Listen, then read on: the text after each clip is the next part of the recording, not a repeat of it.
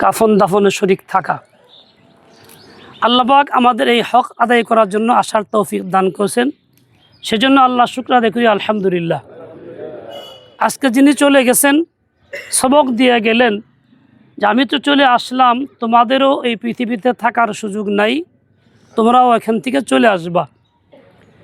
আসার জন্য যাতে তোমাদের প্রস্তুতি থাকে, সেই প্রস্তুতিটা কি? সেটা হলো ঈমান সহি থাকা এবং নেক আমল থাকা, যা সুন্নত মোতাবেক হয়। যদি ঈমান সহি থাকে, আকীদা সহি থাকে, আমলগুলি সুন্নত মোতাবেক হয়, তাহলে আশা করা যায় মৃত্যুর পরবর্তী সময়ে এবং এই জগতের মধ্যে আল্লাহর খাস রহমত মিলবে, মাগফিরাত মিলবে, জান্নাত মিলবে। আজ তা না থাকে, দুনিয়ার সব মানুষ মিলে দোয়া করে আমার জন্য জানাজা পড়ায়, তাতে আমার কিছু হবে না। পুঁজি হলো আমরা যারা আছি দোয়া করব মৃত ব্যক্তির জন্য, আল্লাহ পাক ওনাকে রহম করেন, মাফ করে দেন। সবাই বলি আল্লাহ ওনাকে মাফ করে দেন। রমজানে চলে গেছেন, এক হাদিসের মধ্যে আছে রমজানে যে ইমানের সাথে দুনিয়ার থেকে চলে যায় তার কবরে আযাব মাফ হয়ে যায়। এই হাদিসের অনুপাতে আমরা আশা করতে পারি যে আল্লাহ পাক ওনাকেও কবরে আযাব থেকে মুক্ত করবেন।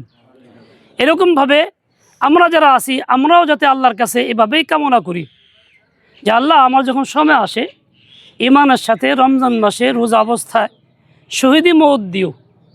এই কথা বলা যায় কি যায় না? এ কথা সেই বলতে পারে যার ভিতরে সত্যিকার অর্থে আল্লাহর প্রতি আকর্ষণ এবং মহব্বত, ভালোবাসা আছে। আমরা এইভাবেই দোয়া করতে থাকবো। জানি না আল্লাহ পাক কার কি নসিবে রাখছেন। দেখেন 3 প্রকার বন্ধু আছে হাদিসের মধ্যে। এক তো বাড়িঘর সহায় সম্পদ, যেগুলি ওই পর্যন্ত শেষ, মৃত ব্যক্তির সঙ্গে আর এই পর্যন্ত আসে না। আরেক বন্ধু আপনজন, আত্মীয় স্বজন, গুণগ্রাহী, তারা এই পর্যন্ত আসে, কবরস্থান পর্যন্ত।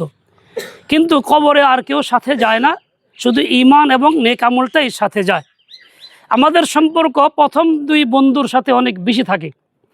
বাস্তব হলো সম্পর্ক থাকা দরকার ছিল বেশি 3য় বন্ধুর সঙ্গে, মানে ঈমান এবং নেক আমলের সঙ্গে। এই জন্য আমরা যাতে ওইটাকে পুঁজি বানায় নেই, আমাদের ঈমান যাতে সহি থাকে। ঈমান সহি থাকা মানে যে ঈমান নিয়ত থাকবে, যে আমাদের শিরক থাকবে না, কুফর থাকবে না, শিরকের সমর্থক থাকবে না, কুফরের সমর্থন থাকবে না, শুধুমাত্র আল্লাহ তাআলা রসুলের মাধ্যমে যেই পন্থা দেয় সেই পন্থাই থাকবে। আল্লাহ পাক আমাদের ওইভাবেই তৌফিক নসিব করেন, কাউকে মাহরুম না করেন, বঞ্চিত না করেন। মানুষ মৃত্যু হইলে তাকে নিয়ে, তার মৃত্যুর পরবর্তী অবস্থা নিয়ে অনেক বিষয় শরীয়তে আছে, যেগুলি আমাদের মধ্যে আসলে অনেক বেশি অবহেলা হয়, পালন হয় না। তার মধ্যে একটা হলো তার ওয়ারিসদের মধ্যে সম্পদের বন্টন। এটা সারা দেশেই আমরা এভাবেই ভুক্তভোগী। বছরকে বছর চলে যায়, সম্পদ বন্টন হয় না, ওয়ারিসদের কষ্ট হয়, চলতে থাকে। এটা একটা কবিরা গুনাহ। এই অবস্থা থেকে আমাদের মুক্তি পেতে হবে, এই ফরজটা আদায় করার চেষ্টা করে যেতে হবে। ঠিক তেমনি একাধিকবার জানাজা হয় কোথাও, সেটাও শরীয়ত সম্মত না। আবার জানাজার পর লাশ দেখার সিস্টেম, এটাও জায়েজ নাই। মৃত ব্যক্তি মহিলা হলে তো কথাই নেই, পুরুষেরও জায়েজ নেই। অনেক কিছু এরকম ঘটে যেগুলি শরীয়ত সম্মত না, আমরা এগুলি ইনশাআল্লাহ তাআলা করব না। যা সহি শরীয়তে আছে, সুন্নত মোতাবেক সেটাই আমরা করে যাব। আল্লাহ পাক আমাদেরকে তৌফিক দিয়ে দেন। সর্বশেষ কথা হলো এই, জানাজার নামাজ 4 তাকবীরের সাথে হয়। 4 তাকবীর ফরজ, প্রত্যেকেরই তাকবীরগুলি উচ্চারণ করতে হয়।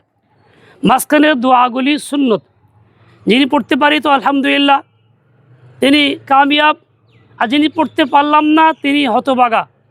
এই জন্য সময় আছে, হায়াত যে কদিন আছে দোয়াগুলি শিখে নিব এবং পড়ার চেষ্টা করব। যিনি চলে গেলেন তার পরিবারের অন্য সব সদস্যদেরকে, স্বামী সহ যারা আছেন সবাইকে আল্লাহ তাআলা উত্তম থেকে উত্তম বিনিময় দান করেন এবং সবর করার তৌফিক আল্লাহ পাক ওনাকে এবং সবাইকে দান করেন। আমাদেরকেও আল্লাহ পাক সেই পথের পথিক বানায়া দেন।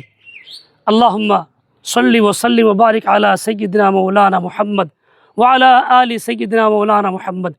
আমার মৃত্যুকে মনে করতে প্রতিদিন। কেমন মনে করতে হবে? একটা ঘটনা আছে, 2 সাহাবী পরস্পরে আলোচনা করতেছিলেন। একজন বলছিলেন, দেখো সকালে ঘুম থেকে উঠি বিকেল পর্যন্ত টিকবো কিনা বলতে পারি না, এই আশা আমার থাকে না, মৃত্যু অত কাছে।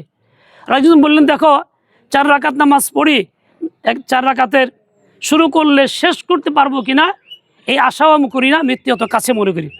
রসুল আকদাস সাল্লাল্লাহু আলাইহি ওয়াসাল্লাম বললেন, আমি ডান দিকে সালাম ফিরাইলে বাম দিকে সালাম ফিরাইতে পারবো কিনা এই আশাও আমি করি না। রসুলের তরিকা হলো এইটা, কাজে প্রত্যেকের জিন্দিগিতে যাতে এইটা থাকে, আমি যেন রসুলের এই সুন্নত এবং আখলাকটাই গ্রহণ করি। আল্লাহ পাক তৌফিক দিয়ে দেন। সুবহানাকাল্লাহুম্মা ওয়া বিহামদিকা আশহাদু আল্লা